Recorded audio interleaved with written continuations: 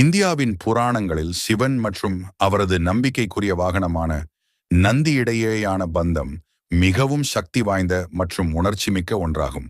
முற்காலத்தில் சிலாதர் என்ற ஒரு முனிவர் இருந்தார். அவருக்கு குழந்தைகள் இல்லை. தனக்கென ஒரு குழந்தை வேண்டும் என்று சிவனை நோக்கி கடும் தவம் புரிந்தார். அவரது தவத்தில் மகிழ்ந்த சிவன் சிலாதரின் தவத்தை மெச்சி அவருக்கு ஒரு குழந்தையை பரிசாக அளித்தார். சிலாதர் குழந்தைக்காக தவம் செய்தபோது ஒரு மாட்டுத்தலையுடன் கூடிய குழந்தை பூமியிலிருந்து தோன்றி சிலாதரை தந்தையே என அழைத்தது. அந்த குழந்தைதான் நந்தி.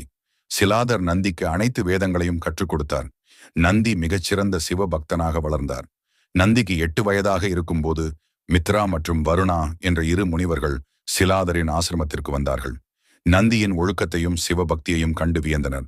ஆனால் அதே நேரத்தில் நந்திக்கு இன்னும் ஓராண்டு மட்டுமே ஆயுள் இருப்பதையும் அவர்கள் சிலாதரிடம் தெரிவித்தனர். மகனின் ஆயுளை கேட்டு சிலாதர் துடிதுடித்து போனார். நந்தி தன் தந்தை சிலாதரின் துயரத்தைக் கண்டதும் சிவபெருமானை நோக்கி கடும் தவம் புரிந்தார். நந்தியின் தவத்திலும் பக்தியிலும் மகிழ்ந்த சிவபெருமான் நந்திக்கு காளை முகம் கொண்ட அழியாத ஒரு உருவத்தை கொடுத்தார். மேலும் நந்திக்கு தன் படைகளுக்கு தலைமை தாங்கும் வரத்தையும் தனது வாகனமாக இருக்கும் வரத்தையும் கொடுத்தார். அப்போதிருந்து நந்தி சிவபெருமானுக்கு மிகவும் நெருக்கமானவரானார். சிவபெருமானின் ஒவ்வொரு கோயிலின் வாசலிலும் சிவபெருமானை நோக்கி அமர்ந்திருப்பார். சிவபெருமான் கோயிலுக்குள் நுழைவதற்கு முன்பு நந்தியின் காதுகளில் தங்கள் விருப்பங்களை சொன்னால் நந்தி அந்த விருப்பங்களை சிவபெருமானிடம் எடுத்துரைப்பார் என்பது பக்தர்களின் நம்பிக்கை.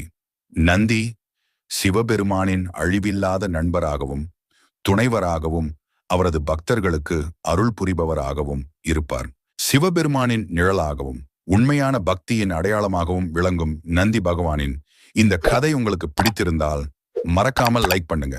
சிவ பக்தர்களான உங்கள் நண்பர்களுக்கும் இதை ஷேர் பண்ணுங்க. கமெண்டில் ஓம் நம சிவாய் என்று பதிவிடுங்கள்.